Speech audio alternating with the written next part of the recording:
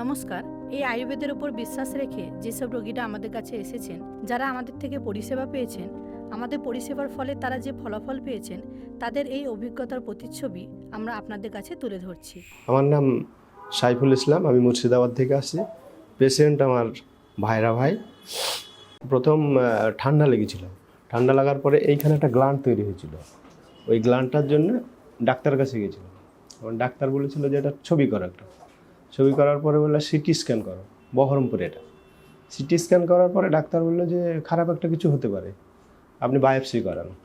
আমরা ওখান থেকে ব্যাঙ্গালোর যাই। ওখানে বায়োপসির রিপোর্ট আসে, ওটা লাংস ক্যান্সার। দিয়ে ওখান থেকে দীর্ঘমেয়াদী চিকিৎসা ভেবে আমরা কলকাতায় চলে আসি।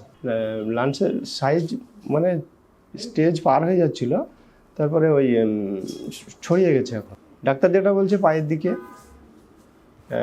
লিভারের দিকে এগুলো ছড়িয়েছে, এই কথাই বলছি। প্রথম সিটি স্ক্যান হয়েছিল বহরমপুরে। ওখান থেকে আমরা ব্যাঙ্গালোর যাই। ওখানে ওই যে এই বায়োপসি হয়। বায়োপসির পরে পেট সিটি হয়েছে, এখানে আদার্স যত রকমের MRI সব টেস্টই হয়েছে এখানে।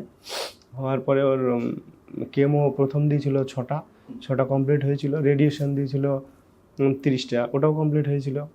তারপরে আবার 6টা লেগেছিল, তারপর 5টা হলো। মাঝে একটা রেডিয়েশনও লিখেছিল 1 সপ্তাহ 7 দিনের 7টা, সেটাও হয়ে গেছে।